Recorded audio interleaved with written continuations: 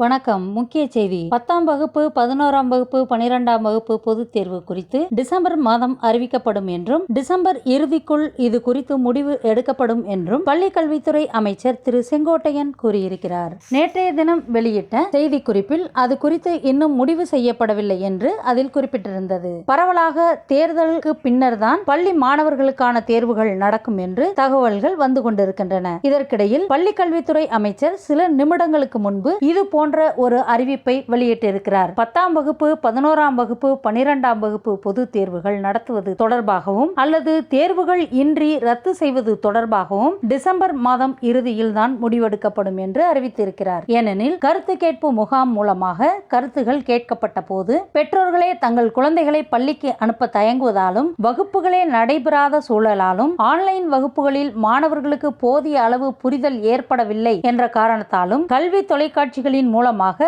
சில கற்க நேர்ந்தாலும் சில பல இடர்பாடுகளை அதில் இருப்பதாக தெரிவித்ததால் பொது தேர்வை நடத்த இயலுமா என்ற கேள்வி எழுந்துள்ளது. நடப்பு ஆண்டில் தேர்வுகள் ரத்து செய்யப்பட்டு அனைவரும் தேர்ச்சி என்ற மதிப்பிடப்பட்டது. அதை போலவே வரும் ஆண்டிலும் செய்யலாமா என்பதையும் கல்விக்குழு, பெற்றோர் குழு, ஆசிரியர் குழு, நிபுணர்கள் குழு மற்றும் பல்வேறு அமைப்புகளை சேர்ந்த ஆர்வலர்களுடன் கலந்து ஆலோசித்து வருகின்றனர். 10, 11, 12 ஆகிய 3 பொது தேர்வுகளை நடத்த வேண்டுமெனில் பள்ளிகளை திறக்க இயலாத சூழல் ஏற்பட்டுள்ளதால் கிராமத்தில் வாழும் மாணவர்கள் மட்டுமின்றி நகர்ப்புறத்தில் வாழும் மாணவர்களுக்கும் பாடங்கள் புரியாத நிலையே நீடிக்கிறது. ஆனால் தொற்று நிலையோ 2வது அலை, 3வது அலை என்று பரவி மக்களை வாட்டி வதைத்துக் கொண்டிருக்கிறது. இன்னும் 2 மாதங்களுக்கு மிக கவனமுடன் இருக்க வேண்டும் என்று சுகாதாரத்துறை எச்சரித்துள்ள நிலையில் நீண்ட ஆலோசனை செய்ய வேண்டிய சூழலில் கல்வித்துறை உள்ளது. எப்படி இருந்தாலும் பள்ளிகள் திறந்தால் மட்டுமே பொது தேர்வு நடத்த இயலும். பள்ளி மாணவர்களுக்கான தேர்வுகளை